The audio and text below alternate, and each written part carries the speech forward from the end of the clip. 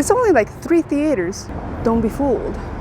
What if I told you 100 years ago, this street used to have more than 20 theaters performing ballet shows, the opera, and eventually the start of golden age of cinema.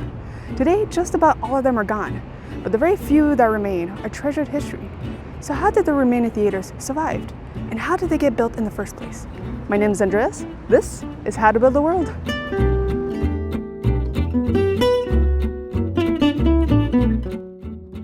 Let us define what is a theater district.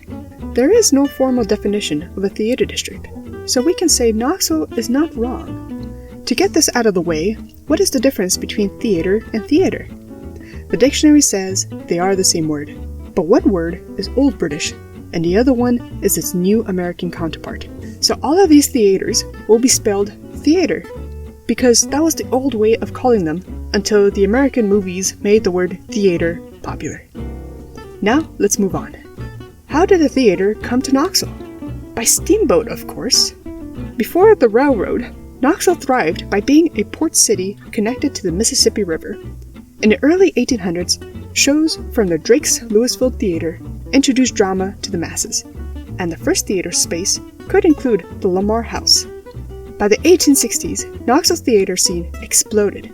There was yet no dedicated building for the theater shows, but entertainment was just getting started. Swiss immigrant and local businessman Peter Staub built Knoxville's first theater on Gay Street. Peter Staub gets a gold star for this. Constructed on Gay and Cumberland, in 1872, the Staub's Opera House was built. Majestically made with fine pressed brick, marble facings, and with the mentality of no expense to be spared, this made the building an architectural ornament, and a public hall that any city would be proud of. Gay Street was starting to seem gay, in the original sense of being light-hearted, cheerful, and fun. Staub's Opera House truly expanded the cultural taste of Knoxvillians. Throughout the Victorian era, Staub's and multiple smaller theaters featured many traveling shows. It happened so often that people could see a different show every night. However, things were about to change after the start of the 20th century.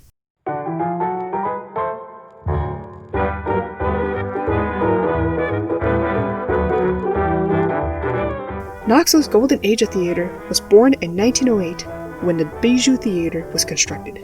Built behind the Lamar House Hotel, it was the vision by W.G. Brownlow, C.B. Atkins, and Janet Cowan. Designed by Oakley of Montgomery, Alabama, the theater had a capacity of 1,600 seats.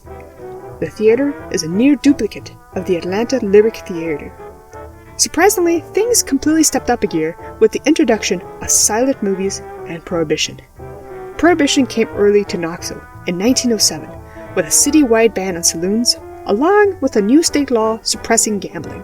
So what did people do if drinking and gambling was illegal? Well, they kept drinking and gambling, but they were also going to the cinemas. This forced landlords to use their saloons for new uses, and most of them transformed into small cinemas. During this year, around 9 popular small cinemas popped up in downtown, mainly on Gay Street.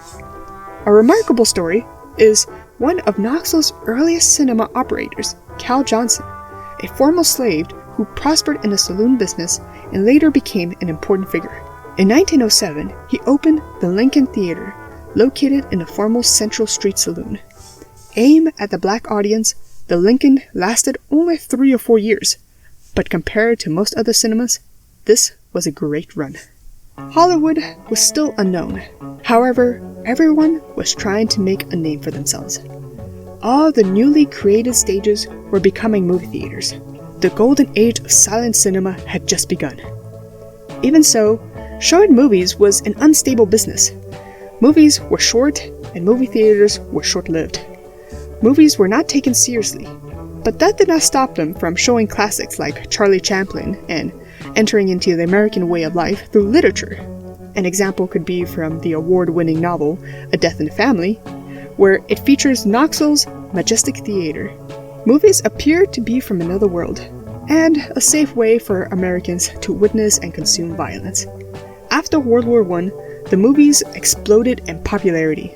Sound and music entered cinema, and buildings dedicated to the art form were becoming permanent.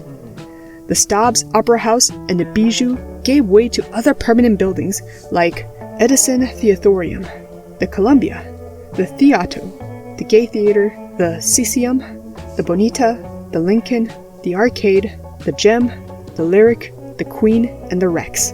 And later to give way to the best-known palaces of the era: the Riviera, the Rialto, the Dime, the Roxy, the Majestic, and eventually the Tennessee Theater. During the first half of the 20th century, downtown had more than 20 theaters of all sorts, ranging in size, audience, and success. Unfortunately, good things come to an end. However, we somehow almost destroyed it completely. The theater race in the early 1900s created the most grandiose and memorable structures for the entertainment industry. Without a doubt, downtown was the center of the universe. But this thing called the urban renewal really puts a thorn in my side. To explain what I mean, after World War II, the middle class left downtown to the suburbs with their cars, and the city of Knoxville used planning policies to destroy buildings that were abandoned. To put the cherry on top, they placed the new interstate roads through downtown. This was a good idea at the beginning, but we really overdid it. The middle class left, and it completely decimated downtown. Businesses were closing, Market Square was becoming abandoned, and no one was going to the theaters in downtown anymore. The chaos and destruction of the urban renewal era have abandoned and destroyed these buildings without remorse. No theater was safe. But what put the nail in the coffin was the introduction of television. Overnight, television changed the way we live. For a generation, movies had become a weekly, even daily routine to catch up on news, events, and gossips. Within a few years, television took over that habit. This was all too much for the theater district. The Staub's Opera House was torn down in 1956. This is where it all went downhill. A few years later, the classic Crystal Theater and the Roxy met their end, and not too long after, every theater stage downtown was shut down for good. The only big remaining theaters did everything in their power to cater to the masses. They added parking, and I mean a lot of parking, but it was all in vain.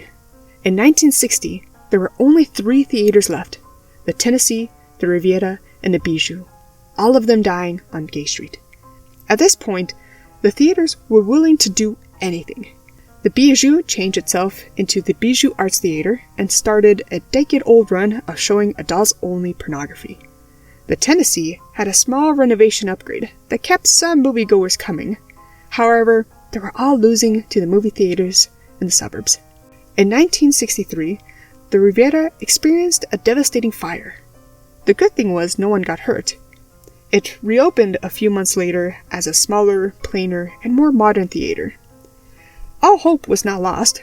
The Clarence Brown Theater opened in 1970 for the growing university that was next to downtown. But that theater is not in downtown, so I don't want to count it. Unfortunately, the Bijou and the Riviera closed their doors in 1975. The darkest year occurred in 1977. The Tennessee Theater, the largest and only remaining theater in downtown, closed its doors with no hope in sight. At this moment in history, there was no such thing as a theater district in Knoxville.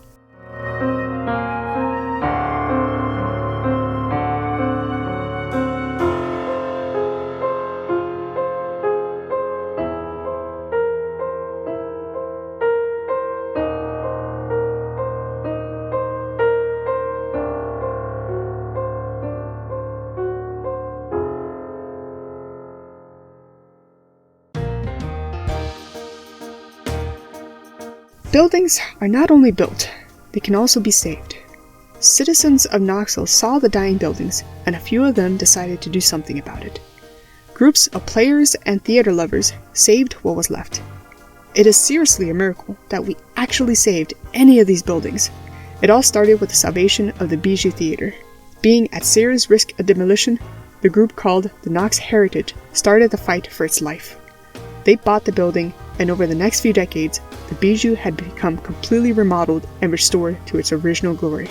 The Bijou is a poster child of successful preservation of a historic structure, and Knoxville is lucky to have it.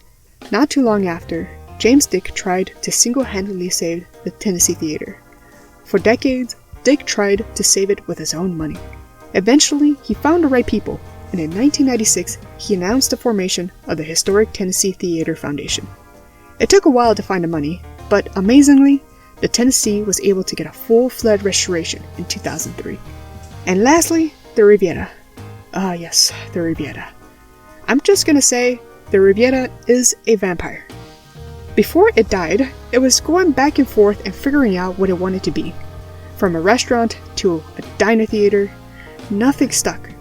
Shortly after closing in the 70s, the Riviera was demolished in 1988. And the really awesome Charlie Chaplin mural that was at the back of the theater went down with it. However, the only thing saved was the front facade of the building. This was a tireless effort by the group Main Street Knoxville, promising money they definitely did not have. The saddest thing to realize about the Riviera's closure was that it was caused by the citizens' never-ending complaints of the lack of parking downtown, a complaint that is still listened to today. Therefore, the Riviera has been a parking lot for more than a decade. Around the 2000s, city officials discussed bringing a movie theater back in downtown. The best choice, ironically, is the same spot where the theater was earlier. So, the old Riviera site was chosen, and after 7 years and many efforts of multiple city administrators, designers, and developers, the Regal Riviera opened in 2007, only keeping the original facade intact. Knoxville's historic theater district has gone through production hell and back, and I find this story fascinating because I'm curious about how a place is made. How does a city create a theater district? In honesty, there's no answer to that. I really think Knoxville just put up a sign and called it a day. But someone on the inside must have known the history and advocated for these signs. With old historic structures, we sometimes believe buildings have lived long enough to stick around. Yet, we never think about if a building has died in the past. Not only could we create buildings, we can also save them from ourselves. And I really think this is another way of building the world. Thank you so much for watching, and I'll see you in the next one.